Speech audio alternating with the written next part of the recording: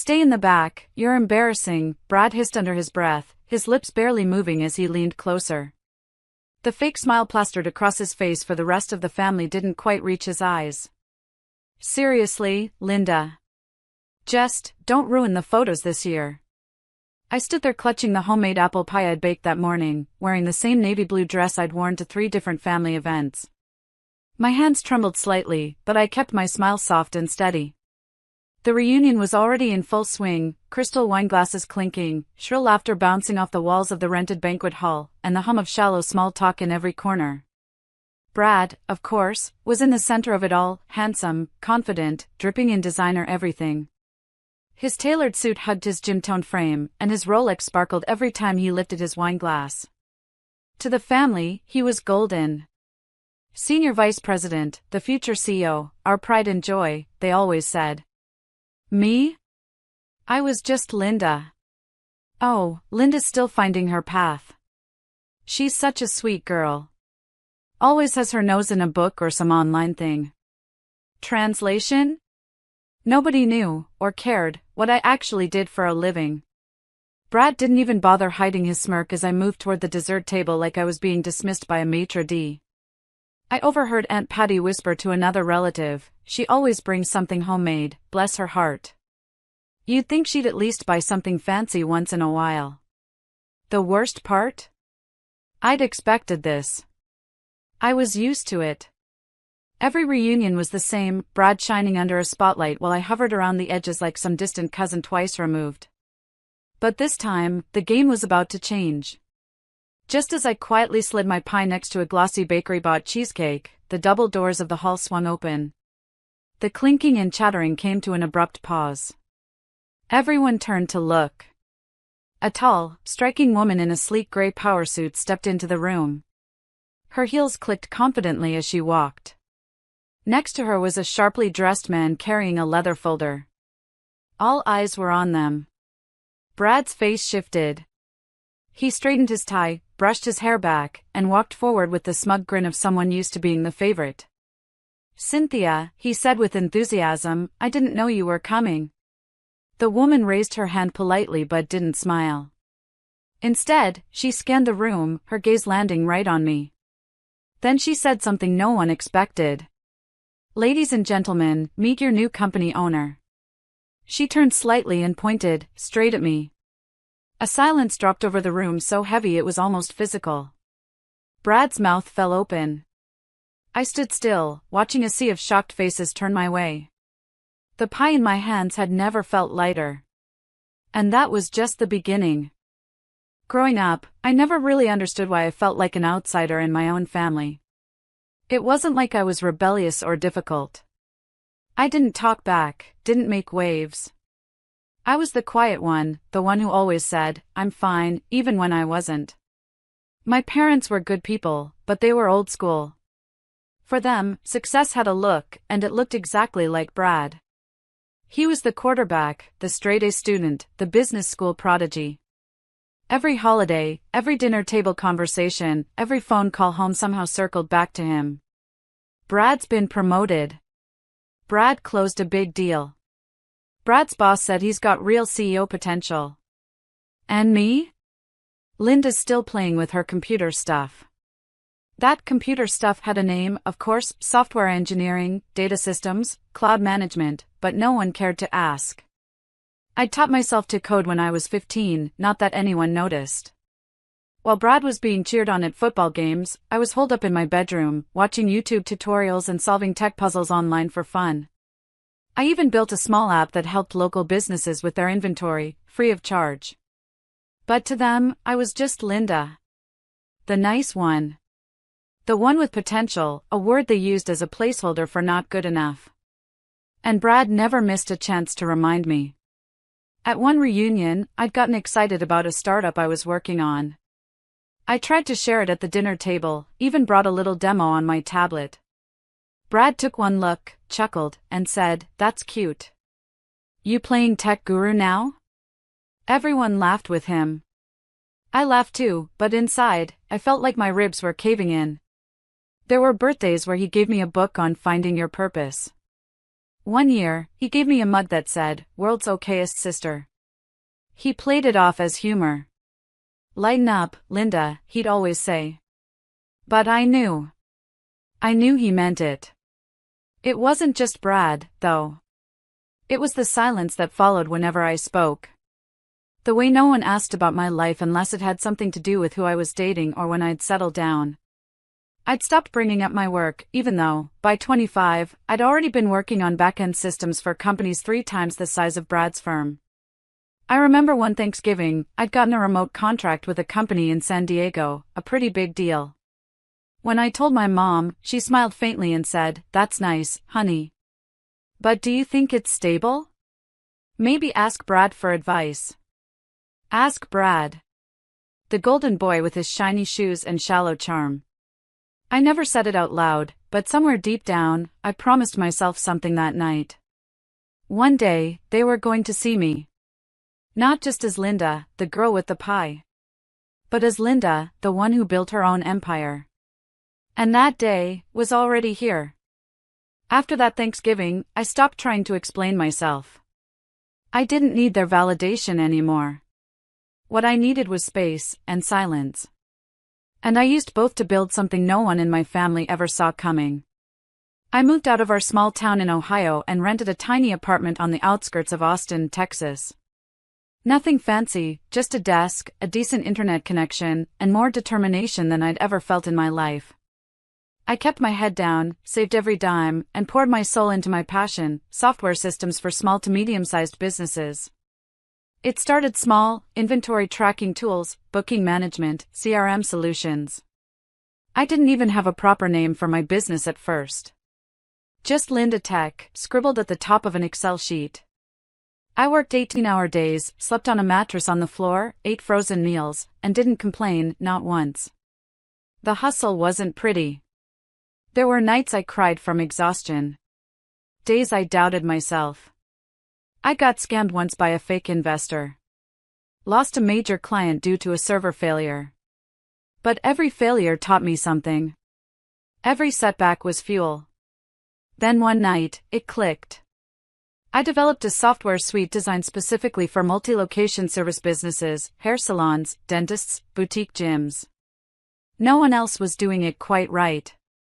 I took out a small loan, hired 2 freelancers, and launched my first real platform, FlowSuite. Within a year, 20 businesses signed up. Then 100. Word spread. I reinvested everything back into the company: better infrastructure, better talent, better branding. By the time I hit 30, FlowSuite had onboarded over 1,000 clients nationwide. Investors noticed. But I was cautious. I remembered Brad and all his business lingo, all his venture talk at family dinners. I didn't want that life, just empty titles and glass walls. I wanted freedom. Purpose. Control. So, I stayed private. Quietly scaled.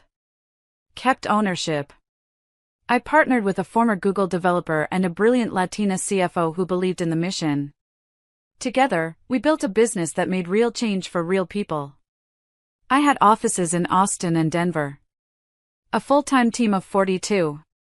And just last quarter, we crossed 8 figures in annual revenue. But no one in my family knew. Not because I was hiding. I just stopped sharing. They never asked, so I never told. Until last month. Brad's company, Linton Holdings, was looking to upgrade its back-end systems. They needed an all-in-one cloud suite for logistics, customer management, and employee scheduling. Turns out, FlowSuite had everything they needed. They had no idea who owned it. My team handled the pitch. I watched quietly from behind the scenes.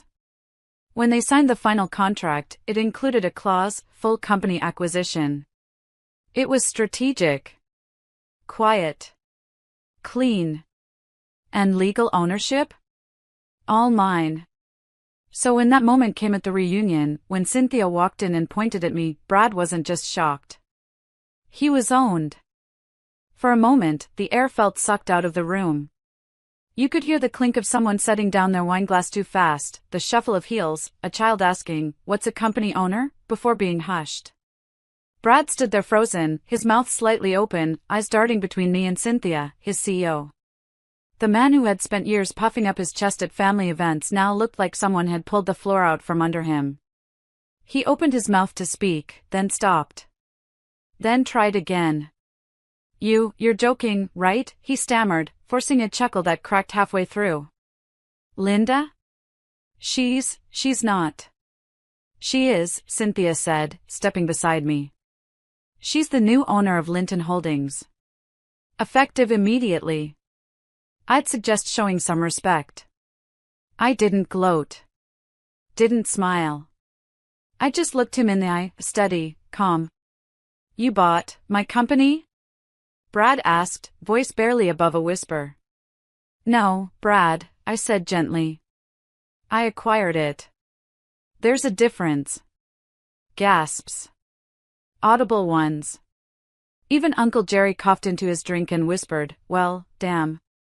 You're telling me you've been rich this whole time? My aunt blurted, blinking like she'd missed a whole season of a show. I let out a breath. Not rich. Just focused. I built something from the ground up. Quietly. While being told to stay in the background. Brad's face flushed red. He looked around the room, searching for support that just wasn't there. I'm still the chief operating officer, he barked suddenly, as if clinging to some last piece of identity. Cynthia cleared her throat. About that. Linda and I will be reviewing all executive roles this quarter. Including yours. He looked like he'd been slapped. My cousin Amanda, the same one who used to mock my clothes and call me Little Miss Spreadsheet, leaned over to her husband and whispered, not so quietly, maybe we should talk to Linda about that app idea you had. I didn't even acknowledge it. Brad took a few stumbling steps toward me. Why didn't you say anything? Why keep this a secret? I tilted my head. You never asked, Brad. Remember last Christmas? You interrupted me to talk about your company's coffee machine upgrade. A few people chuckled. Brad didn't. You waited for this moment, he said bitterly. You planned this just to humiliate me. No, I replied. I planned it to free myself. The humiliation, that's just a side effect of truth. His shoulders sagged. For the first time in my life, Brad didn't look like the golden boy. He looked small. Like someone who realized too late that he'd underestimated the wrong person. I turned to Cynthia. Can we go over the next steps tomorrow? Of course, she said, then turned to the crowd. Everyone, please enjoy the rest of your evening. We have champagne coming out. The noise resumed slowly, awkwardly. Some people smiled at me. Others just stared. Brad walked away, stiff and silent. But I stood tall. I wasn't in the background anymore. As the buzz of the party carried on, laughter and clinking glasses blending like distant echoes, I drifted. Not physically, but in memory. Because behind that calm exterior, I was holding back years of pain. Years of being invisible. I remembered my 24th birthday. I'd baked my own cake, just a small chocolate one from a box. I brought it to the family barbecue, smiling, hoping someone would care. Brad showed up with his fiancée and a 6-tier bakery cake. Everyone swarmed him. My cake sat untouched. Hours later, my aunt tossed it, thinking it was store-bought trash. I didn't say a word. Then there was the time I got my first client, an online candle business that paid me $150 to build their booking site. I was ecstatic. I told my mom at dinner, eyes lit up. Brad chuckled. A candle shop? Cute. I made that in an hour with stocks today. My mom didn't say anything. Just asked Brad to pass the salad. It wasn't just what they said. It was what they didn't. No one asked about my work. No one checked in. When I stopped attending reunions for a while, no one called to ask why. The message was clear, I didn't matter unless I was like them, loud, shiny, performative. I wasn't driven by revenge at first. I just wanted peace. But one night, one moment, changed everything. It was raining. I'd just gotten a rejection from a loan application. My landlord was raising rent. I sat on the floor, sobbing, laptop on my knees, wondering if I should just give up. Then I remembered something Brad had said years ago at another reunion, loud and laughing in front of everyone. Some people just aren't built to lead. And that's okay, every team needs a benchwarmer. They had laughed. I had laughed too, pretending it didn't sting. But in that quiet apartment, soaked in tears and desperation, those words echoed. And I whispered to myself. You're not a benchwarmer. You just haven't been given the ball yet. That night, I vowed I'd never be small again. Never wait for someone to see me. I would make them see me. That became my fire. Not to show them, but to prove to myself that I could build something that couldn't be ignored. Every time I was dismissed, I used it. I transformed rejection into resolve, doubt into fuel. Every line of code, every sleepless night, every dollar earned, I was building more than a business. I was building a voice. And now, standing in that room, hearing my name whispered with awe instead of pity, I knew it had all been worth it. I didn't just want revenge. I wanted redemption. And I had it. The following Monday, I walked through the tall glass doors of Linton Holdings, not as a visitor or a forgotten relative, but as the owner. I wore a navy blue suit and simple heels, not flashy, not loud, just me. Confident, composed, and finally in the light. Cynthia met me in the lobby with a smile and a clipboard. Everyone's waiting upstairs.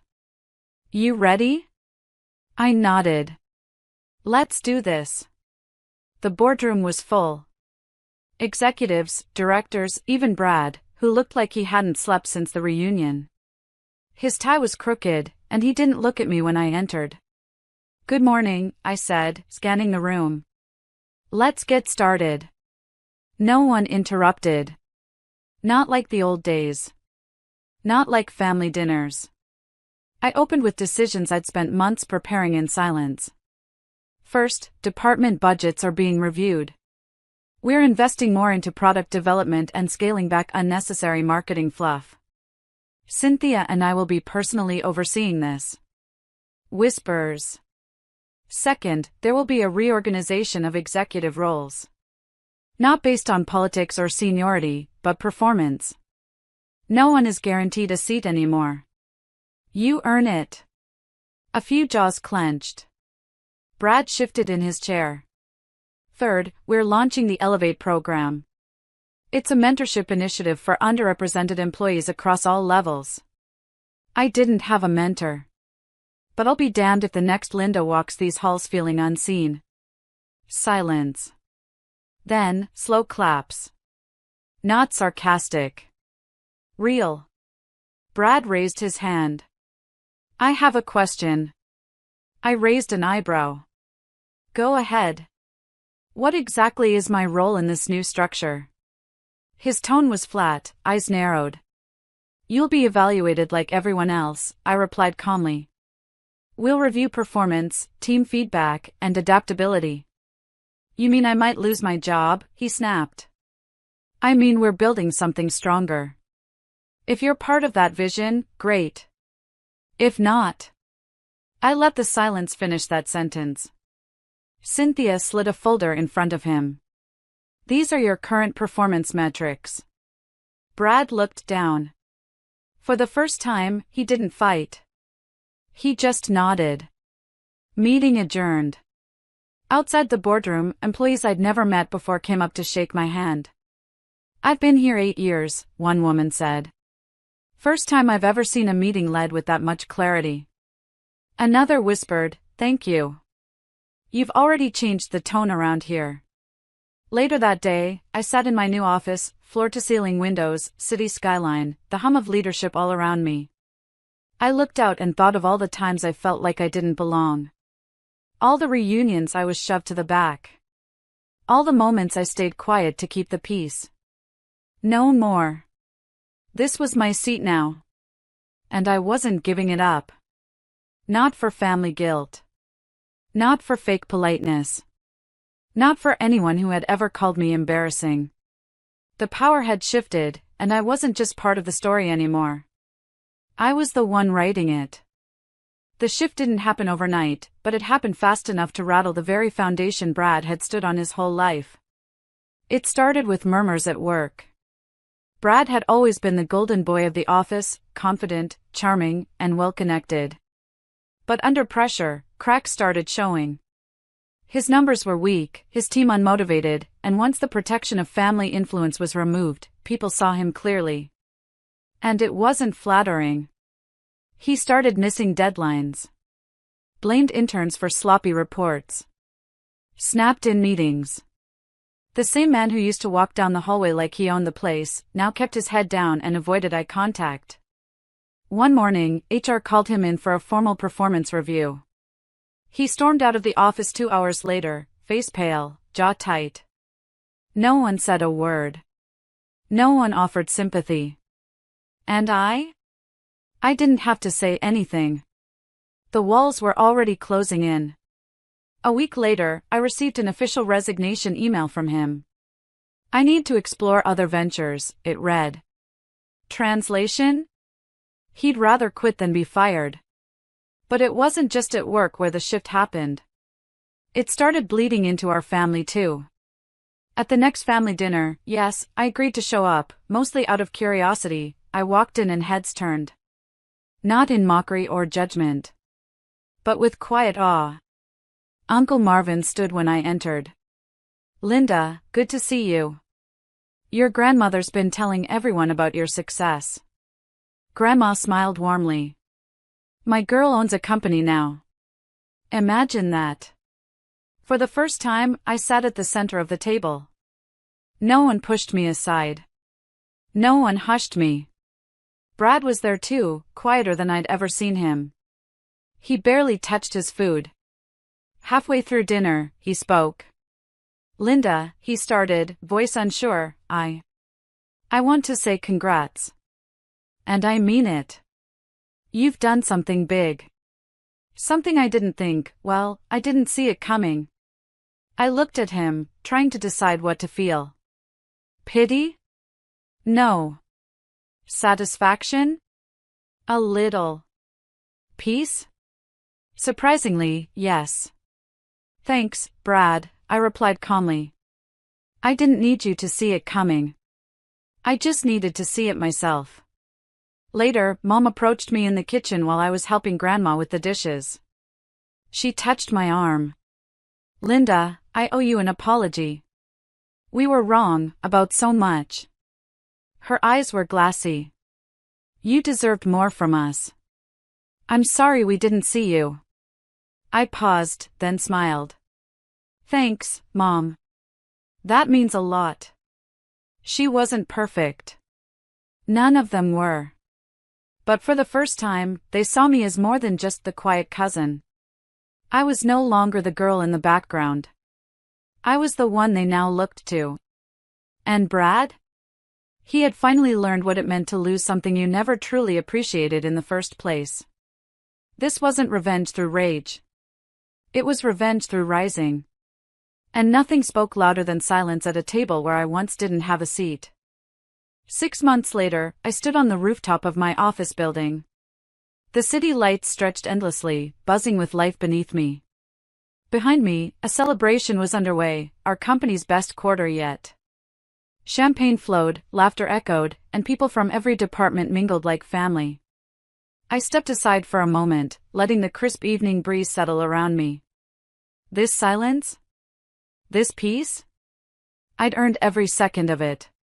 From being shoved to the back row at family reunions to owning the company half my relatives bragged about but never truly understood, I'd walked a path filled with silence, doubt, and small humiliations that had once cut deeper than anyone knew.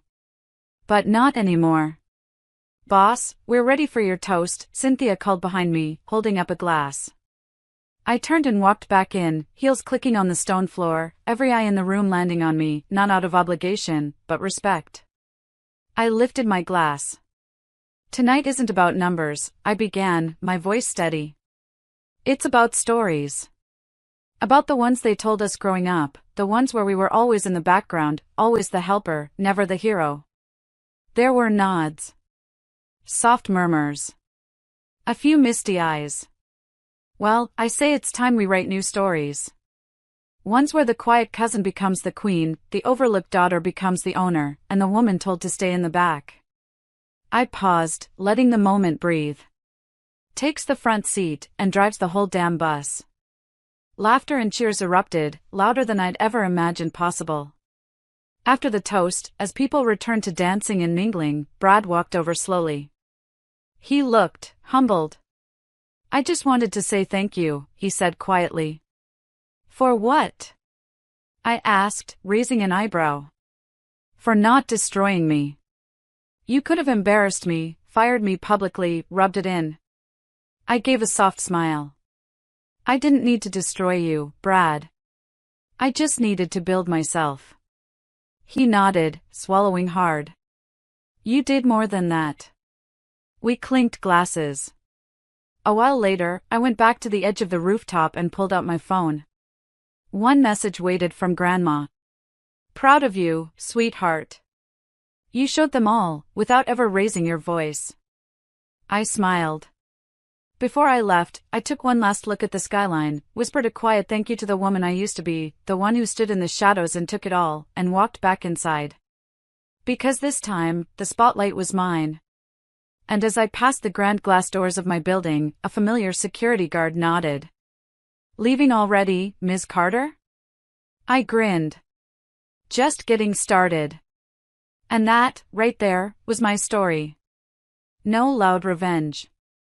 Just loud results. And the next time someone tells me to stay in the back, I'll smile and say, Sweetheart, I own the room you're trying to walk into.